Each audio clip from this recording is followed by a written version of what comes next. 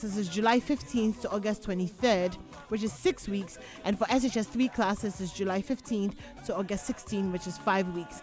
The teachers will be the staff of Presec Legon. The programs are pre-SHS, General Science, General Arts, Business, Visual Arts, Agriculture, Home Economics, all course subjects, and intensive WASI Novdek brush up. Registration is 50 Ghana cedis. You need to come with your ID card, 2 passport pictures, and souvenirs, and tuition fees are moderate. You can contact them on 0244 688 239, 0244 821 443, 020 405 1754, or 024 9953 936. Come and meet some seasoned and experienced teachers. Your success is assured. Webster University is an American university based in St. Louis, Missouri, with international campuses in 9 countries around the world, including Ghana.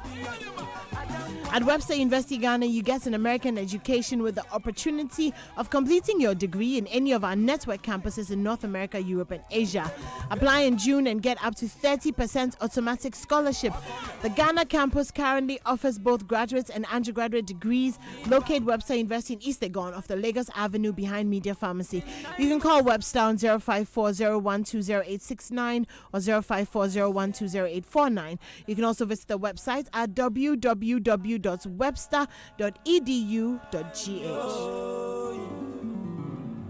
Are you into farming, or do you dream of being a large-scale farmer? Do you wish to expand your cash crop, poultry, aquaculture, and agro-processing business?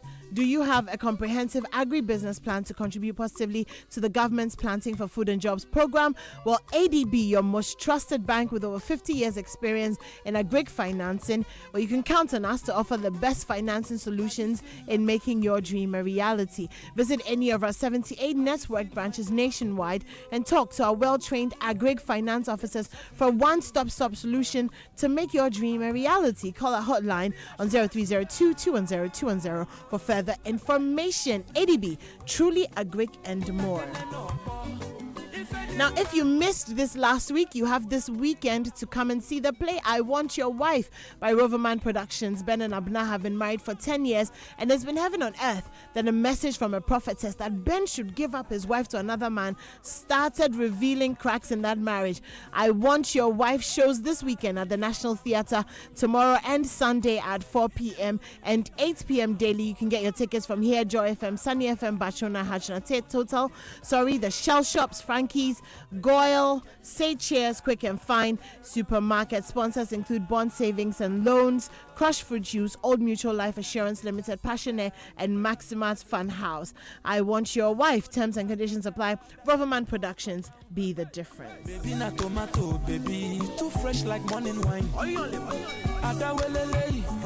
Okay, I'm going straight into the conversation, and I have 3 wonderful guests with me this morning. I have Eliza Olympio Emmanuel, and I also have Ajiman Atribwanda Ajiman, who I call Pablo, so I'm just going to stick with Pablo, who went to Presec and is in mourning, in deep mourning this morning.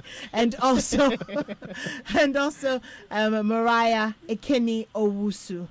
You're welcome. Good morning to all of you. Thank you. Good morning. So we went on the streets and we wanted to find out from some of you some of the things that you wish you knew before you got married. Take a listen. That marriage can be a blessing or a death wish. That you don't always have to marry the first person you actually think you love. And that, what's the last thing? Well, I wish I'd known how it would end. You know, that might save a whole bunch of people a whole bunch of trouble. I wish I knew myself better. On the altar, we placed big commitments on ourselves. For example, to love and to cherish and to hold dear until death do us part. But the big question is, do I have the personality, the state of mind, the enabling factor to be able to endure what I have said with my mind, what I intend to carry out? Have I truly examined myself, my strengths, my weaknesses to know whether I can commit myself to what I'm wishing to do. The second one is the unexpected. We all know that there are some amount of uncertainties as far as marriage is concerned, but to what extent? So I'm ready to love you and to cherish you, but am I truly, really, for certain kinds of unexpected situation that marriage may throw at us? Let's say we all lose our jobs at the same time. Let's say suddenly one is diagnosed of a certain disease. Let's say suddenly there's an accident. Those challenges, am I ready to live with them if they're going to stay much longer than I anticipated? The third situation is children. I wish I knew the extent to which children in marriage, despite its great advantage and its great glory that it portends for marriage, I really wish I knew the extent to which it can detract and distract the beautiful flow of couples living together. I really wish I knew that. All right, well, you've heard some opinions out there, and we're coming to some opinions in the studio. It's Joy 99.7 FM. If you're just tuning in, we're talking about the things you wish you knew before you got married. The text lines are open, 0244 340 437. So I'm going to start with Maria. Hi, good morning. Hi, good morning. How are you? I'm well, thank you. So what are the things you wish you knew? First, I just want to say this so that the audience know where I'm coming from. I was married for 4.5 years, so I do have experience in marriage, and I'm no longer married. The first thing I wish I would have known is why I was getting married. Okay. That question was asked, and the answer was, I love him. I love him. This is what when you love someone, you want to be with them. But love changes in marriage over the years, over the time, as trouble comes in and goes out, happiness comes in, goes out, the love changes. And sometimes it is not the only factor as to why the marriage either continues or separates. I did not know why I got married. I wanted the wedding. And after the wedding day, the whole shabam of I'm married, it just, the lights, the flicker, the wedding cake, the people, the guests, the dance, the party, I had it all. I had the honeymoon. I had the pictures on Facebook, on Instagram, showing I'm living the lovely life of what marriage is supposed to be. And I really didn't understand the concept of what marriage really was. So understand your expectations. Next thing, money. If the conversation about money does not come up before you get married, that's a red flag. And the issues of money, if you are a boyfriend and girlfriend and you have issues dealing with money as boyfriend and girlfriend, you will have issues dealing with money as in husband and wife relationships. That needs to be untangled. That needs to be communicated. That needs to be worked out before you say the I do's. Because the only thing is you're carrying the problems that you have into a marriage situation, and it only intensifies and gets worse. And then the third, children. Children is a big, big deal. If you're getting married and your spouse does not want children, and you know, ladies, we love projects. We always think we can change a man, and they are absolute sure that they don't want children, or they just want one child, and here you're saying you want 5 and 6. That's a problem. That needs to be evaluated. And I didn't evaluate my decision because I had one child and he had 12 kids. He had custody of all 12 kids. So when I got married at 30 to a man with 12 kids, I was under the impression that I could handle this. I can do this. I'm Superwoman. I got this. So you had 13 children in your house. We had 13 children in the house. I have 2. And most days I can't survive with them in the house. You see why I'm here. Ladies, I'm telling you, there's nothing I have seen or have not gone through with this marriage. I have seen it all. We had 13 kids from the ages of 18, 17, 16, all the way down to now my 3-year-old, because I also wanted a child with him because I only had one. So we brought in another child, my daughter, and So 14. well, so we have 14 altogether. Yeah. But again, ladies, gentlemen, make sure that that is communicated and the expectations are made clear. Because again, I wanted to be part of a family, and he was a great father. He's still a great father. I won't take anything away from a man who's a great father. But my direction and my purpose in the family, I felt more like a babysitter because I was a housewife. I wasn't encouraged to work because that would take me away from the family needs. And as an educated woman, I wanted to work. I wanted to have my own goals. I wanted to have my own career. And that, again, the communication wasn't aligned prior to getting married that, yes, Maria, I encourage you to work. Or no, let's think about you working maybe after 5-6 years of marriage. So things like that just was not worked out.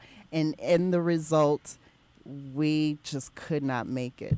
So you're speaking about love, about money, and about children. Yes. Which are three major factors Yes. which you consider before you get married. Correct. So I'll come back to you on the rest of the other things that we should know, and move to the only gentleman in the studio who, like I said, is grieving. So just let's Pablo. I knew you before you got married, and now after you got married, and I know your lovely wife who, good morning, Kafui, if you're listening. What are the things that you wish you knew?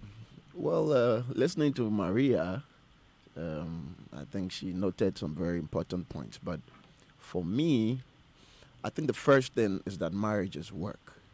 And well, I knew that, but of course it's on different levels. So, and when you get married, or even before I got married, work means that each person is going to put in work. You know, when you're courting or you're dating, I mean, you're obsessed with each other, you're calling, you're texting, you're going to different places. You're all, lovey-dovey, and it's all nice. But when you marry, that's where the work starts, because each and every day, each person has to put in work. In fact, for Christian marriages, we get our model from Ephesians chapter 5, where it says that husband must love his wife as Christ loved the church and gave himself for her. I'm sure you've seen the Passion of Christ. Of course, yes. All right, so you saw how they What beat he him. went through, Exactly. yes, so for the so the church. Bible says that is how a husband should give himself for his wife. So let's say you wake up one morning, babes, can I use your car? Because my car is broken down, or my car's issues. Both of us are going to work. So what are you going to tell her? Am I going to the farm? Of course, I'm also going to work. But, so at that point, you have to sacrifice. Or she says, probably today I don't want to cook. So can you do the cooking? So what will you say? I didn't marry to so that I'll come and cook. I'm not a woman. I'm not. No. So you get to the kitchen and cook. So it's a daily life of sacrifice. When you're dating, you don't see all that. You see only the happy or jovial. Oh yeah, we are together. We are in love. When you marry, the love becomes not a feeling; it's a doing. So each day you're doing, you're putting in effort. If you don't do that, the love grows cold, and then you realize that, both parties don't want it anymore. So you realize that people who are 30. I remember one time I went somewhere with my wife, and then there was this couple who had been married for 38 years. And I made a joke to her. I said, I'm sure if the man takes off his clothes, behind his back, you can see nails, you can see knives, you can see... I was just kidding, but I'm trying to say that he's been through a lot of sacrifice to keep them together. And it goes both ways. And secondly, like Maria said, the marriage is not just the wedding day, because the wedding is just one day. Afterwards, it's the real deal. Yes. And so you don't throw your money into the wedding at once, because when everybody goes home That's and it. you are left with your wife or you're left with your husband, that's when the reality really gets to you that, hey, this is real. This is the thing. So, I mean, before you marry, a lot of people, oh, they just have a good wedding. I had a great wedding, but I wish the budget for my wedding was cut into three. Yes. I'm telling you, Amen. because I now realize that the marriage, Yes. after the wedding is the real deal, and so I need everything that I have for this one. Yeah. So these days you advise people and they're like, no, we want to celebrate the wedding, blah blah blah. It's okay, Yes. fine, it's all good, but afterwards, let's see what happens. Then also when you marry, I wish I knew that when you marry your wife or your spouse, you're not just marrying her alone. You're marrying her and her family together. And you should understand that she is coming from somewhere. And so she owes allegiances to that place too. So let's say she would have to spend time with them. She may have some financial commitment. All those things are important, and you have to understand that. You can't say, oh, she's your personal property. Oh no, you've married her, so she's yours. Wherever you are going, she's going with you. Whatever you do, she's there with you. No. So I wish I knew that too. Not to say that it's bad now. No, I'm having a wonderful marriage, but I'm just saying for the purpose of the topic. Okay. Yeah, for the purpose of the topic. And then also, I would like to say that in marriage, fighting or let's say conflict is inevitable. When you're dating. But you didn't know before you got married that conflict is inevitable. Well, when you're dating, like I said, it's in different levels. All right. There are certain things that you may argue about when you're courting or you're dating, that when you come to marriage, it's totally different. When you're courting, you can't argue about toothbrush and then towel. And Or where you toothpaste and the exactly, toilet or seat exactly, up and then where where you put your and socks where- and all that. Those things. Yeah. But when you marry, then you realize that conflict is inevitable. So you realize that people argue, and then they always think that, oh, we are arguing too much. It means we are not compatible, and then no, but it's part of the process. As a matter of fact, the more you argue, the more you get to understand each other, Yeah. because you're both coming from different backgrounds. And I think there are also moments when you realize how the little things Yes. can absolutely blow up. I remember there was one time my ex-husband puts his Bluetooth in his trousers, and I put the trousers in the washing machine. And he fought with me that I've washed his Bluetooth. My argument was, I washed your trousers. I am not responsible for what goes into the like. If before you put the trousers in the washing machine, you need to check the pocket. I'm like, are you serious? It was your It was, responsibility. yeah, no. And I do. It was both ways, obviously, But you don't realize that there are little things like that become such a big deal. But Eliza, let me come to you. What are the things that you wish you knew before you got married? All right. So, coming from a Christian background, some of these things, Maria and Ajiman have nailed a lot of the major points. Coming from a Christian background, before you go into a marriage, there's counseling. Yeah. And counseling exposes you to, they teach a lot of these things. However, remember, you're also in the process of, I want to get married. So you brush through this counseling like, okay, I'm just going to sit there for the hour, 10 sessions and get it over and done with. Then the marriage comes and then it hits you that, okay, these were the things that we're talking about. Dating is a beautiful time before the marriage. So definitely when the children are not there, you have more time for each other. It's just your personal space and then your meeting time. Then when you come together, it's making time. It's a partnership. You need to learn each other's ways, and even how the person eats can even upset you at a point. It's like, so children, make time for yourselves.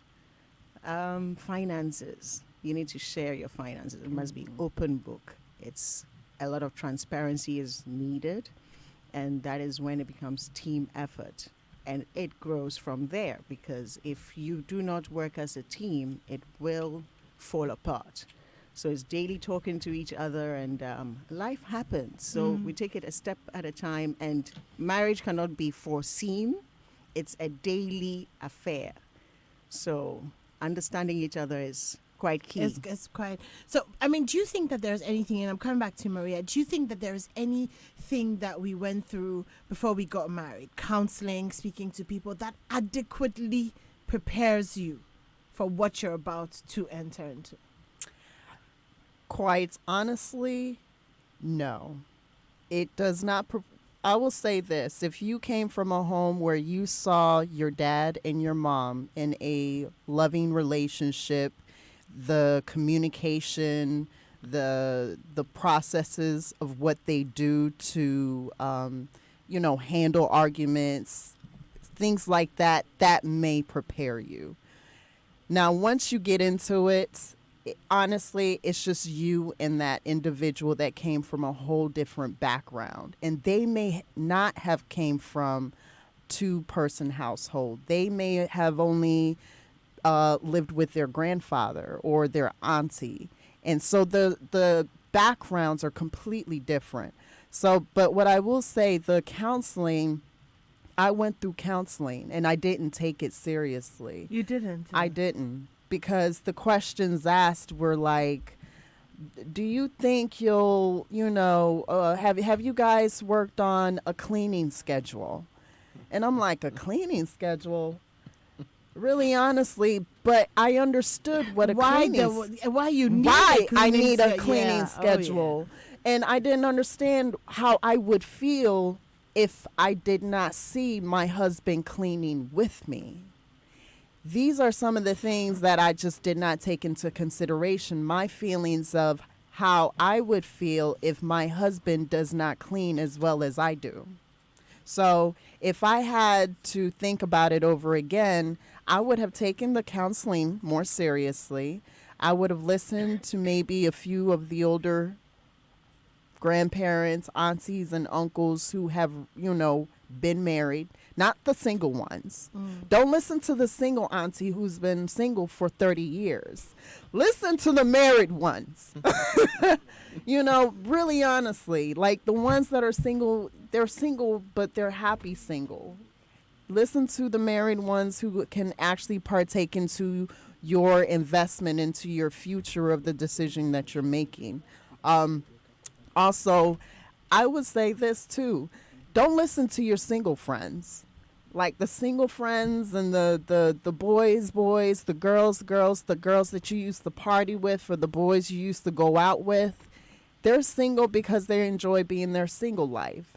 Once you get married, your whole network changes, I feel. Your whole connections, your friendships. I can't, as a woman, I could not be a friend to just a male partner. It would have to be me and my husband are your friend, So these were some of the things that I felt like if I had enough introduction to, I would have definitely been a little bit more ready. Okay, we're talking about the things that we wish we knew before we got married. We're going to take a break, take some messages, and when we come back, we'll continue. We're still on WhatsApp 0244340437, and we'll open the phone line so that you can share your experiences with us as well. Stay tuned.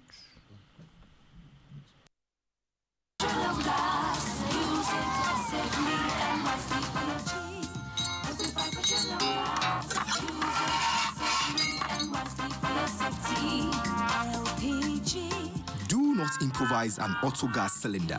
Make sure the auto gas cylinder is properly installed by a qualified technician. Always keep a fire extinguisher handy in case of a fire.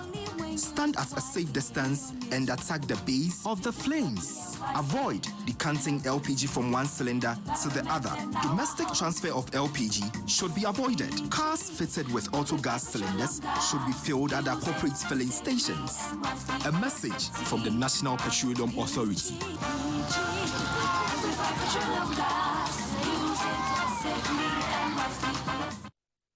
Syndicated Capital introduces the Silent Night range of luxury mattresses and pillows. And for the first time, the Silent Night pregnancy and nursing pillows crafted to provide exceptional relief for your legs, belly, and back during pregnancy, as well as amazing back support feeding your baby. No more sleepless nights and no more hustle with breastfeeding. Check out the Super Pillow Top Orthopedic Mattress, made with 12 inches of memory foam cushioning, providing unparalleled comfort and guaranteed to last for 20 years. No mattress comes close in comfort and support. Also available are high-quality bird sheets, reversible quills, a large collection of orthopedic pillows and luxurious towels at unbelievable prices. Silent Night products are available at all Melcom shops, game stores, and Silent Night showrooms at Tema, Asylum Down, Adenta, Spintex Road, and Kumasi behind Menchia Palace. Or call 0302 242532 or 050 131 5776. Silent Night. Sleep like never before. At UBA, we pay close attention to your every detail, making you feel like a VIP every time you visit us. We have the strongest financial and technological background, making us #1 in risk management. We have offices in New York, Paris, and London, and presence in 20 countries across Africa. UBA has successfully operated in Ghana for almost 15 years, with 28 branches throughout the country. Visit us today at a branch near you. UBA, Africa's Global Bank.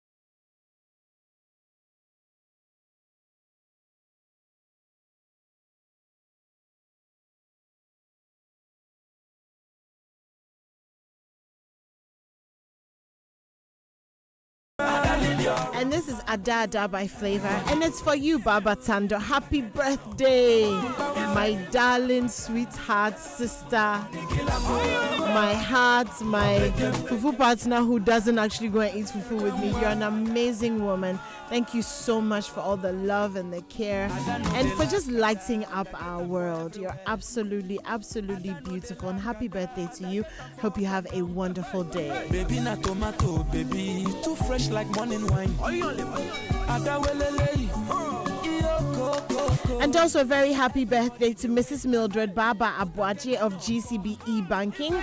It's from your husband, Lieutenant Colonel Fred Abuaje, sending you lots and lots and lots of love this morning. Well, the journey of 1,000 smiles began 10 years ago, and to celebrate this, MTN is giving away 10 brand new Hyundai cars in the MTN Momo at 10 promo, including the all-new 2019 Hyundai Santa Fe as a grand prize. You can also win other exciting prizes like Samsung Smart TVs up to 3,000 in e-cash every month and so much more. Just keep using your MTN Momo more for your everyday transactions to build points and win big from now until the end of August, only on Ghana's best network. Remember, promo winners would only be called with 0244 300 000. 0244 300 000. You will not be contacted through text message or be asked to pay any money to redeem your prizes. Dial *120# to check your points. Terms and conditions apply. MTN, we there for you everywhere you go. Well, hello, Ghana. Let's talk about Absa Group Limited for a second, the parent company of Barclays Bank Ghana Limited. We're here to share a little bit more information about Absa with you. Absa is passionate about the African youth, and that's why we've invested millions of dollars in scholarships to educate thousands of students all over Africa, including Ghana. We've also prepared more than 200,000 students for the job market through our Ready to Work program. Welcome to Absa Group Limited. Absa, proudly serving you in Ghana as Barclays. And text messages on the Super Morning Show are brought to you by Afrodan. Your back must last you a lifetime. Glyco Critical Illness Plan, GSIP. Glyco, we cushion you for life. And traveling abroad can be very exciting but full of uncertainties. Have you thought of all the unexpected events that could occur whilst you're abroad? Every travel is a wonderful experience, but do not be exposed to the unexpected. Get the Glyco travel insurance policy designed to cover travel costs and reduce the risk associated with unexpected events during your international and domestic travels to Europe, the Schengen countries, or anywhere worldwide. The Glyco travel insurance provides cover for medical, emergency, and hospitalization assistance, loss of passport, driving license, or ID abroad, loss of checked-in baggage, travel of one immediate family member to the bedside of the insured, trip cancellation expenses, hijacking, and many more. Talk to us today on 020-2222-113 or 0555-305-547 and let us help you plan for a peaceful travel abroad. Glyco Travel Insurance. Cut the hustle. All convenient. Glyco Life. We cushion you for life.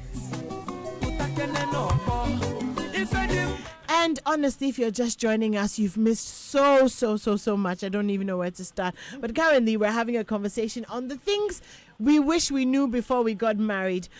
Someone has texted in and said, I wish I'd known that my father-in-law was a consistent, spontaneous, and habitual liar.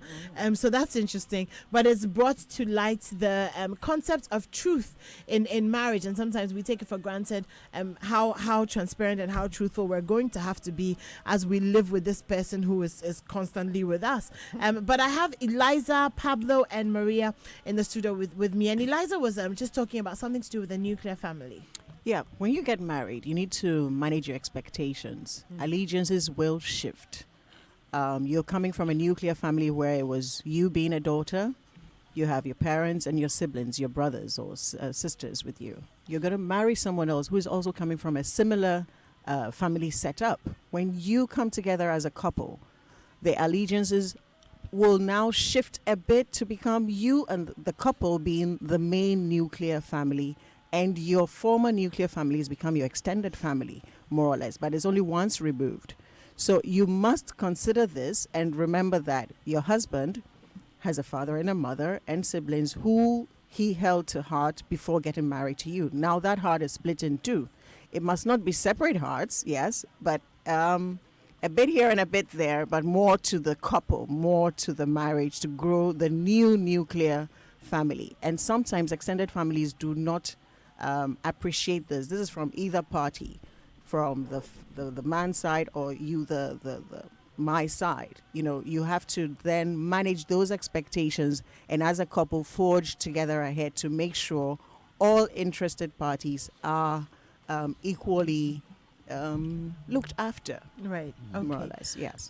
So it's 9:45, and just before we end this conversation, I'm just going to go around the table and just ask you in brief, the heart of what this means to you, but the things that you wish you had known before you get married, just to end the conversation. Should I start with you, Maria? Should I go to Pablo? Yeah. All right, Pablo. You go. Okay, well, in conclusion, I would say that things that you need to know before marriage, it's quite bleak because you can't possibly know everything. In fact, you're entering into, I'd say, a program that you can't be better prepared for, because if I get married at 30 and I'm supposed to be with this person till death do us part, I'm going to be in the marriage for more years than I've been alive before I got married. So I can't be better prepared. So I think that the whole issue of preparation for marriage must start when we are raising our children. Not to say that you are telling the 4-year-old boy, hey, you are going to marry, so do this, do that. No. But we teach them values. We teach them honesty. We teach them how to respect each other. Because that's how we prepare them for their journey. Because 6 months of counseling can't do anything. They can't teach you. What can it teach? The only thing I can tell you is that, when you go into marriage, know that you are two different people and you must understand it. But even the whole process of understanding someone must start when you're a child. You are throwing tantrums and doing all that. So your parents must teach you. Boys, in fact, the boys must be raised to be good husbands. You can't treat a woman anyhow. For that one, you can't learn it by reading. You have to be taught in the house. When you speak against your sister in a bad way, your father must either he'll discipline you so that he can teach you values that you need when you grow up. Yeah. So absolutely. I think for preparation for marriage, it must start when we are As raising we our raise kids. our I children. mean, possibly. Right. Okay. Yeah. Eliza? A tip to share: when conflict does arise, remember that you're a team and conflicts are supposed to be resolved. So your first option shouldn't be, I'm walking away. You should try to fix it. In the midst of an argument, count to 10 or simply walk away, because sometimes you may say things you will regret and you really didn't mean to say. It's easier to forgive someone who walked away than it is to take back the words that have been spoken Exactly. in anger. So yeah, Exactly. yeah, definitely. And Maria?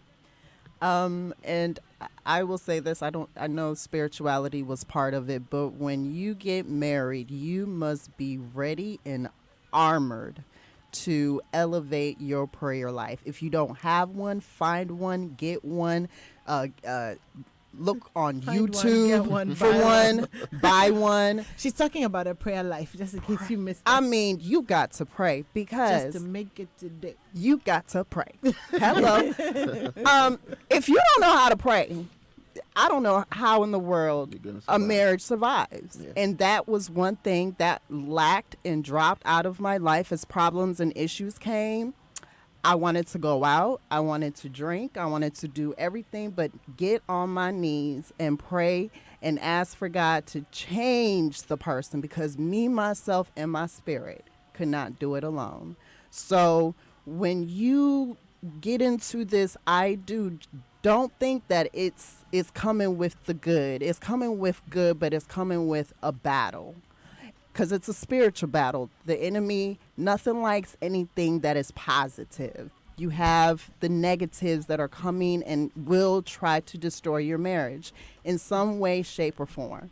So if you have a life that you want to protect, if you have an investment you want to protect, if you have somebody you want to protect, you have to find another different way to protect it. And I think the best way for me, and what I would definitely suggest to everybody out there, is learn how to pray now, learn how to pray tomorrow, and then the next day. And see if you can do it for 21 days straight. Because when you can do something for 21 days straight, then It becomes a habit. Thank you, Yes. honey. Yes, it does. All right. Well, thank you guys so much for joining us, Eliza, Pablo, and Maria. I wish we had like another hour to talk about all the intricacies, but we'll definitely continue this conversation. This is Joy 99.7 FM. I have Adam Knight Tay on the line, and if you've been following us, you know that we have bridal fair happening right now, and Adam is the chairperson of the organizing committee. Adam, good morning. Hi, anyone. Good morning. How are Now, you for today? those of you who are listening, now you can tell the difference between my voice and Adam's voice because people are always mixing us up. I know, right? But I yes, know. Adam. So yesterday was beautiful, and congratulations to Ajete and to Elom. It was such a beautiful ceremony. I'm so emotional. Yeah, so emotional. But tell us what's up today, tomorrow, Sunday. What can we expect from the bridal fair? Okay, great. Thank you anymore. So the fair, yeah, like you're saying, opened yesterday with a renewal of vows. We publicized it for so long, and it happened yesterday. Indeed, it was beautiful, and they are very, very happy about it. Now, the exhibition continues today and tomorrow through to Sunday. From 6 p.m. to 8 p.m., we have the happy hour as well. Today we have some bands performing from 6 p.m. to 8 p.m., and so that's also happening. But exhibition is there. Everything you need for your weddings, in between and beyond, you will find all of them at the fair. But the big one is also happening on Sunday at 2 p.m. prompt. We have the marriage seminar. That's what's happening on Sunday. It's always been for the past 15 years on a Saturday. But this year, we're doing it on Sunday because we want everybody to attend. The excuse that I will be attending a funeral, I have a naming ceremony, I have this to do, shouldn't be happening on Sunday. So right after service, especially so if you're a Christian and you have to be in church, right after service, would like to see you there at 2 p.m. Thank you so much, Adam. It sounds so exciting. I'll be there. I hope you can join us. It's at the International Conference Center. We'll be jamming. It'll be Hello, Anymore. Yes, Anymore, do you Adam. have a little bit of time? I'd like to talk about the speakers and the topics. Just Yes, briefly. sure. Go ahead. Go ahead. Okay, great. So we have Madame Esther Koba. She will be speaking on dealing with the unexpected in marriage. If you know her story and you followed her, you know she had a major incident to deal with. So we will be talking about that. And then Lady Reverend Adelaide Hayward-Mills will be speaking on, can you still have privacy after marriage? And then we have Amos Kevin Annan, and he will be speaking on staying sexually attractive and having good sex through the years. Our theme for this year is Knotted for Life. That's why we have these topics on discussion. Oh, the last topic is a very essential topic. Very. I'll be there on Sunday. We all need insight into that. We all need help.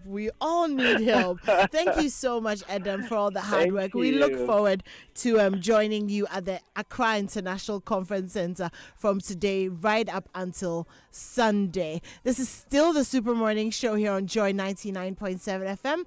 I have a few more messages and then we will continue. Let's go,